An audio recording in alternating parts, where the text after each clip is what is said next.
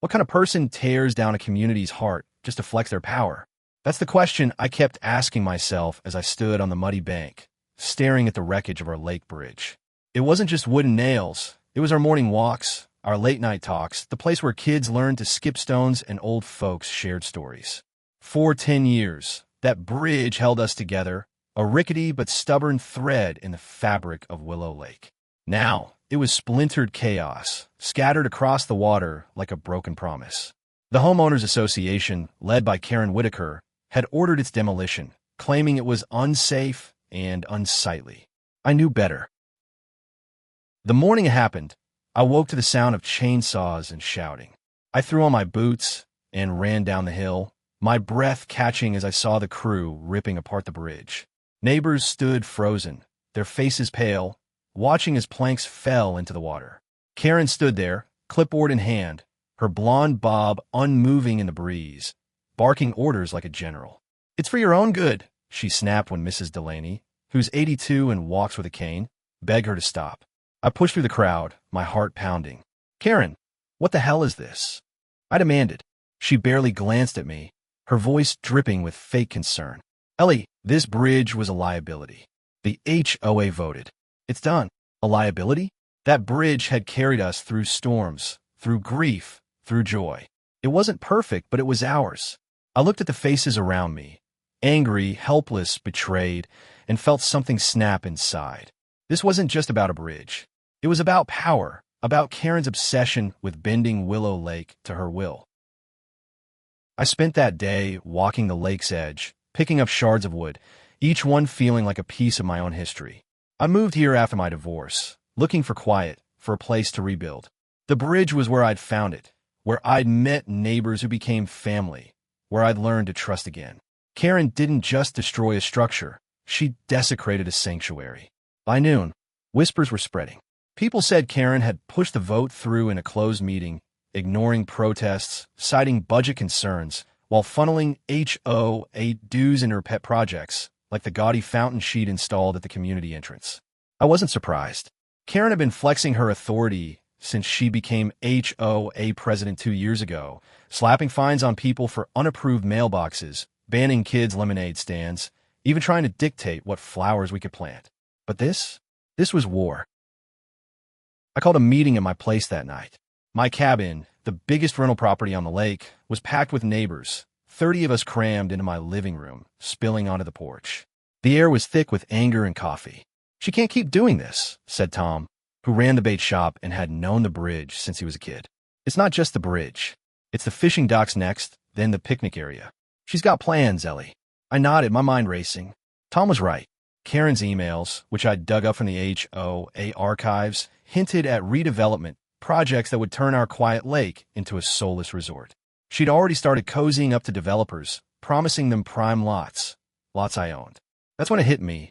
I wasn't just a neighbor. I was the landlord for half this community, including the lot Karen rented for her overpriced McMansion. If she wanted to play dirty, I had the upper hand. I spent the next day digging. Karen's lease, like most of mine, had a clause. Rent could be adjusted with 30 days' notice. No cap, as long as it was market-aligned. It was a clause I'd never used, not in 10 years of renting. But now it was a weapon. I pulled comps from nearby lakes, upscale ones with gated communities and private docks. The numbers were staggering, 10 times what Karen was paying. I could raise her rent overnight, legally, and hit her where it hurt. Her wallet. It wasn't just about money. It was about showing her that power cuts both ways. By evening, I had a plan. I'd raise the rent for every HOA board member's lot, all 5 of them, effective immediately. If they wanted to destroy our community, they'd pay for it, literally. But something nagged at me. Karen wasn't acting alone. She had allies, people who nodded along at her meetings, who signed off on her plans. I needed to know who was really pulling the strings. That night, I sat at my kitchen table, sifting through emails and HOA minutes. Most of it was bureaucracy, petty complaints about lawn ornaments, budgets for new signs. But buried in a thread from 6 months ago, I found something that made my blood run cold. A name, Richard Ellison. He wasn't a resident. He was a developer, and Karen had been emailing him about partnerships to modernize Willow Lake. The bridge's demolition wasn't random. It was the first step in clearing the way for condos and yacht clubs. Karen wasn't just a control freak. She was selling us out.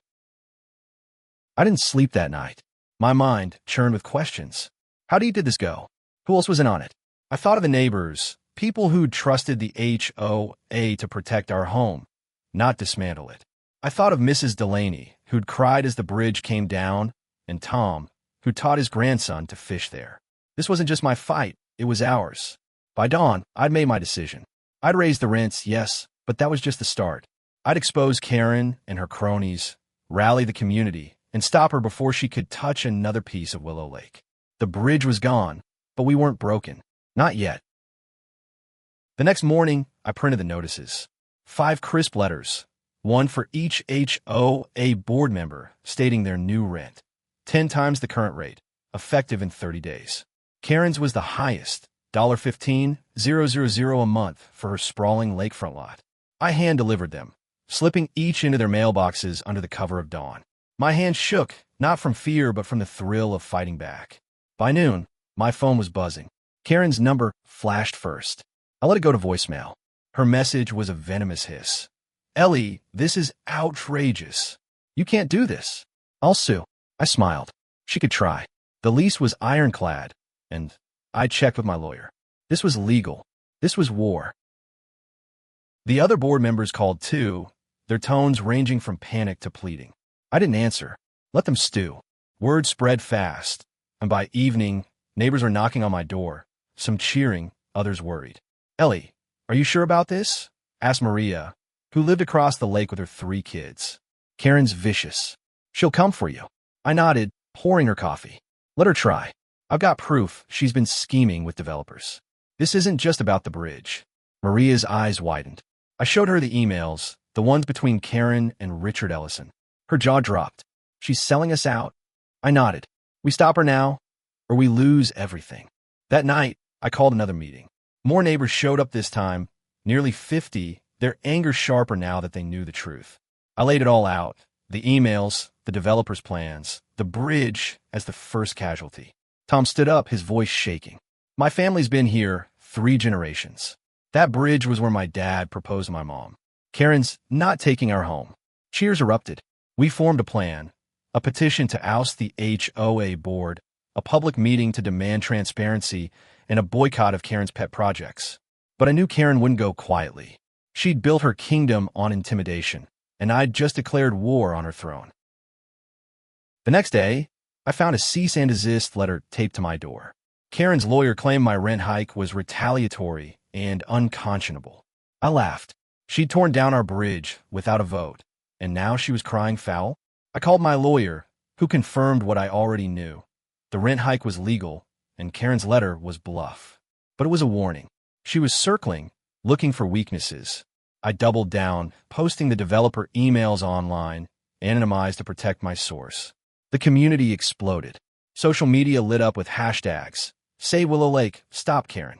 Neighbors shared stories of her overreach. Fines for kids, chalk drawings, threats over untrimmed hedges. For the first time, we weren't just angry. We were united. Then came the twist. Late that night, I got a call from an unknown number. A man's voice, low and cautious. "Ellie, you don't know me, but I work for Richard Ellison. Check your email." I opened my laptop, heart racing.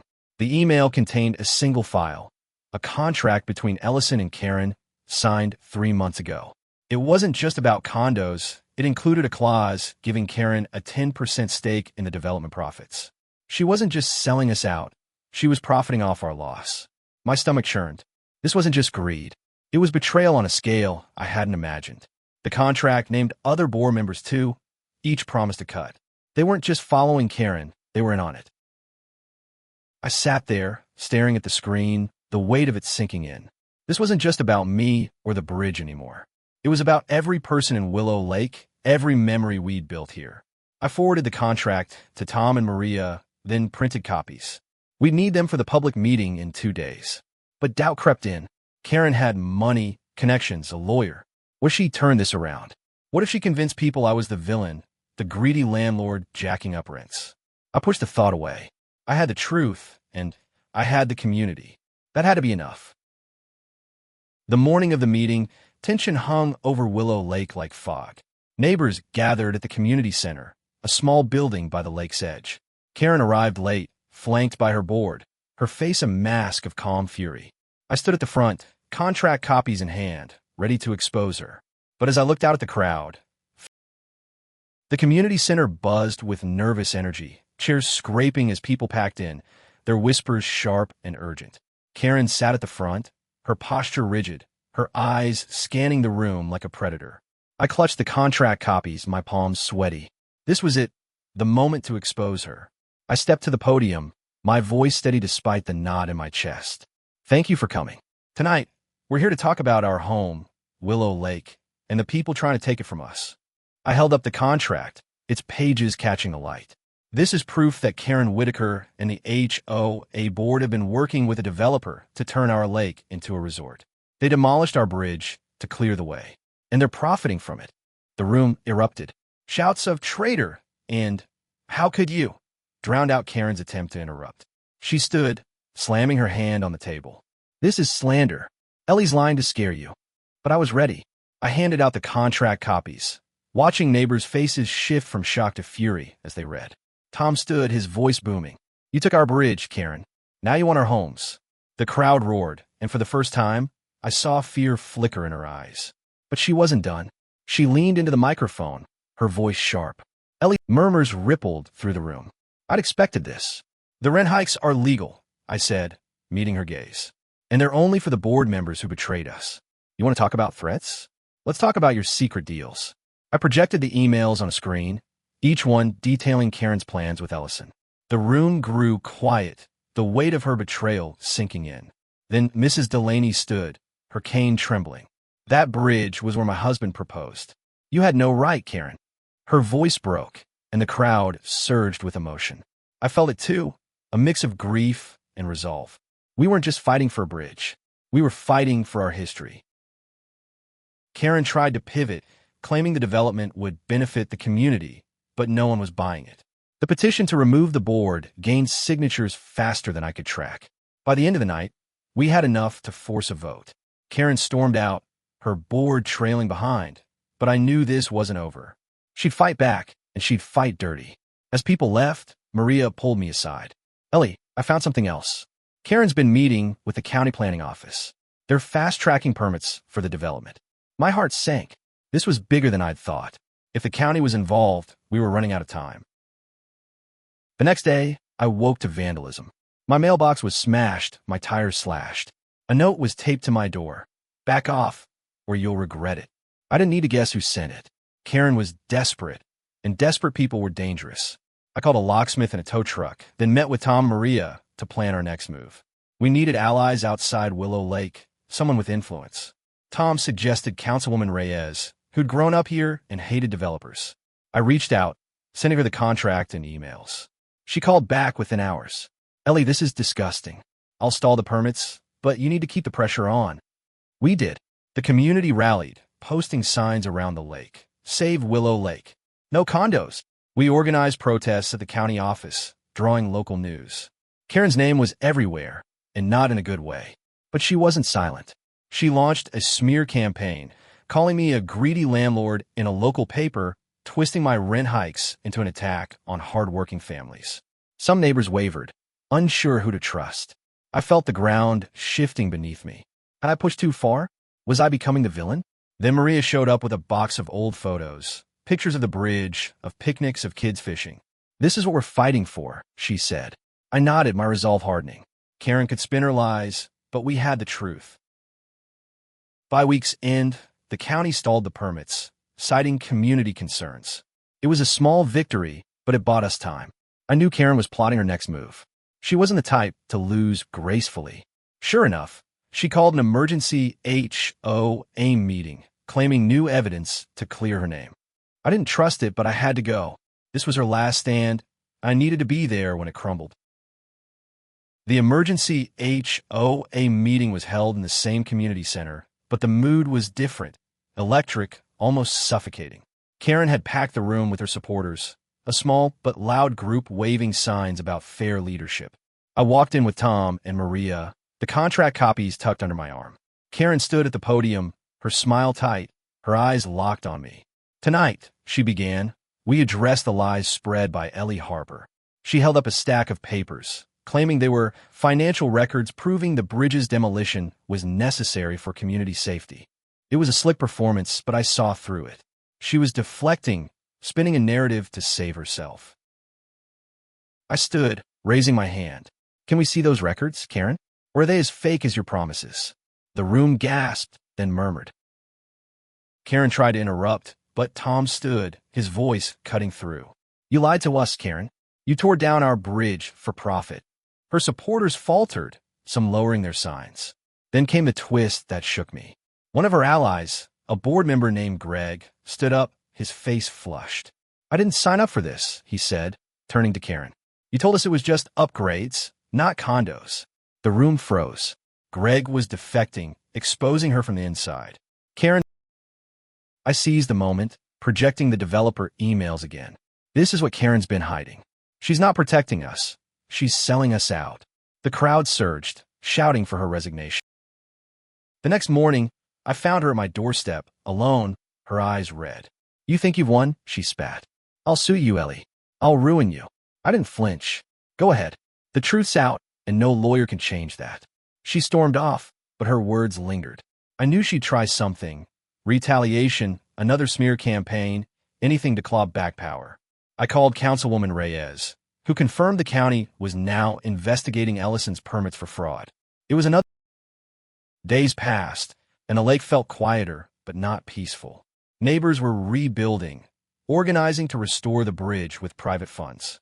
I lowered the rent hikes for the board members who'd resigned, but kept Karen's at $15,000. She hadn't paid yet, and I knew she wouldn't go quietly. Then late one night, Maria called, her voice trembling. "Ellie, check the lake. Something's wrong." I ran outside, flashlight in hand, and saw it. The picnic area, our last community space, was trashed. Benches were overturned, trees spray-painted with "Ellie's a liar." It was Karen's doing. I knew it. She was lashing out, trying to break us one last time. I called the police, who took photos and promised to investigate. But I wasn't waiting for them. I rallied the neighbors, and we cleaned the picnic area at dawn, scrubbing paint, righting benches. As we worked, I realized something. Karen's attacks weren't breaking us. They were making us stronger. Karen's final move came faster than I expected. A week after the picnic area vandalism, a lawsuit landed in my mailbox. She was suing me for defamation and financial harm, claiming my rent hike and public accusations had ruined her reputation. The papers were thick, legal jargon meant to intimidate, but I saw them for what they were. I wasn't the only one she targeted. Neighbors started getting letters, vague threats about HOA violations from a lawyer nobody recognized. It was a scare tactic, but it worked on some. Mrs. Delaney called me, her voice shaky. "Ellie, they're saying I owe $2,000 for my garden. I can't afford that." I drove to her house, helped her draft a response, and told her to ignore the threats. But the fear in her eyes stayed with me. Karen was hitting us where we were vulnerable, trying to fracture the unity we'd built. I knew we had to end this fast. I called another meeting, this time at the lake's edge, where the bridge once stood. Over 60 neighbors showed up, their faces grim but determined. I laid out Karen's lawsuit and the threats, holding nothing back. "She's trying to scare us into silence," I said. "But we're stronger than that. We've got the truth, and we've got each other." Tom stood, holding a photo of the old bridge. "Let's rebuild it ourselves. No HOA, no developers. Just us." The crowd cheered, and we started a crowdfunding campaign right there. By nightfall, we'd raised $10,000. It wasn't enough for a full rebuild, but it was a start. Then came the break we needed. Councilwoman Reyes called with news. The county had rejected Ellison's permits, citing irregularities tied to Karen's contract. The investigation had uncovered payments from Ellison to Karen's personal account.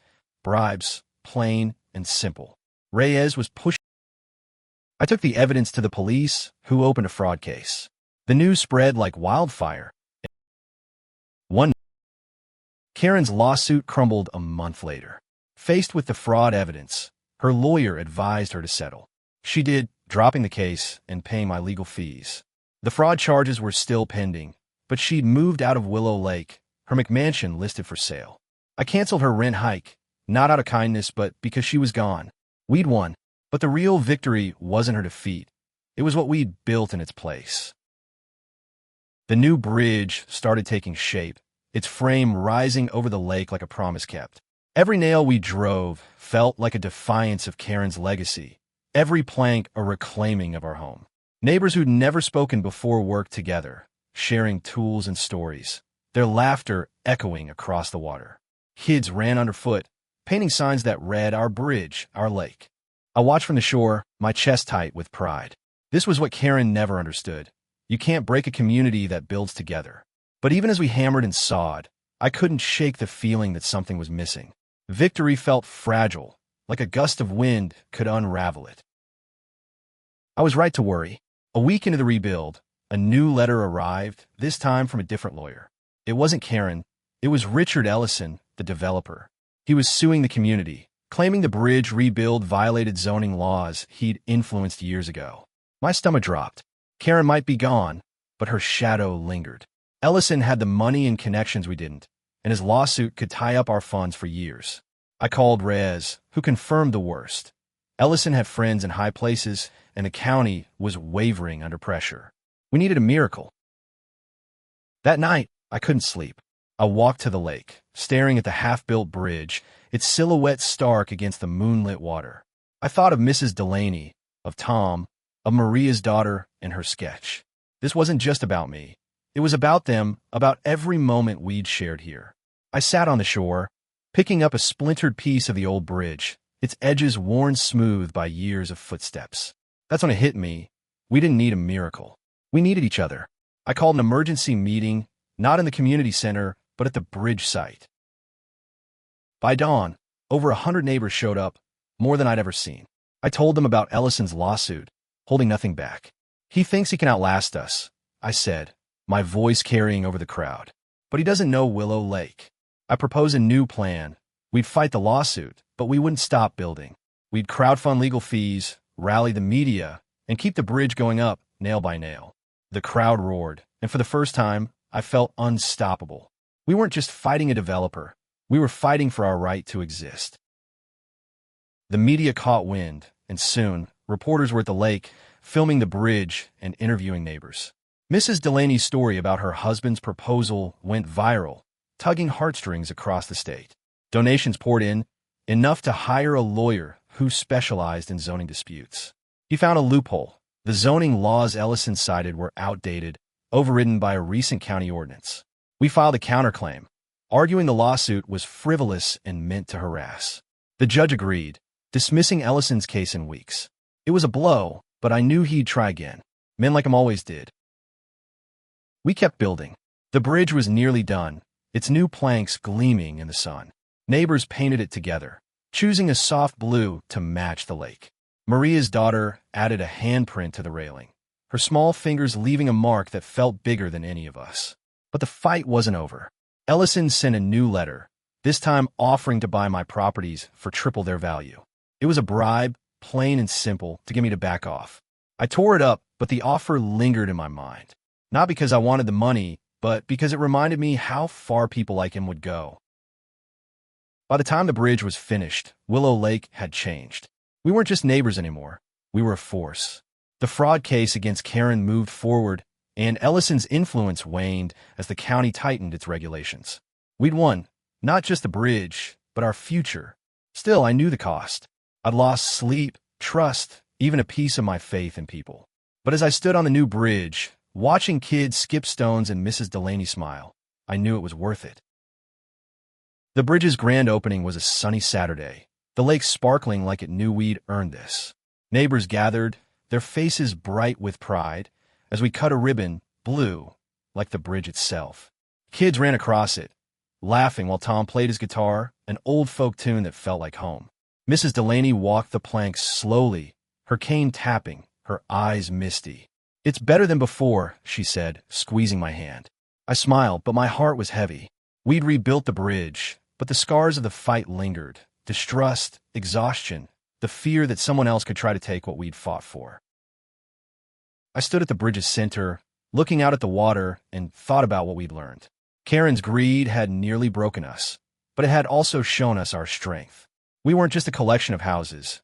We were a community, bound by shared memories and a stubborn refusal to give up. The bridge wasn't just wooden paint. It was a testament to what we could do when we stood together. I'd started this fight out of anger, but it had become something more, a belief that people could still do right by each other. Weeks later, I got a call from Reyes. The fraud case against Karen had ended with a plea deal, restitution, and community service. She'd never returned to Willow Lake. Ellison had backed off too, his project stalled by new regulations we'd helped push through. The lake was safe for now, but I knew the world was full of Karens and Ellisons, people who saw places like ours as dollar signs. We'd have to stay vigilant, keep fighting, and we would. That night, I hosted a barbecue on my lawn, the bridge lit up with string lights in the distance. Neighbors ate, laughed, shared stories of the fight. Maria's daughter ran up, handing me a drawing of the bridge, her handprint bright in the corner. "For you," she said, grinning. I hung it in my kitchen, a reminder of why we'd fought. As the stars came out, I looked around at the faces, Tom, Mrs. Delaney, Maria, so many others, and felt something settle in me. We'd lost the old bridge, but we'd gained something stronger, each other. The lake was quiet now, its surface reflecting the lights of our new bridge. It wasn't perfect, but it was ours. And as long as we had each other, no one, not Karen, not Ellison, not anyone, could take that away. We'd built more than a bridge. We'd built a legacy.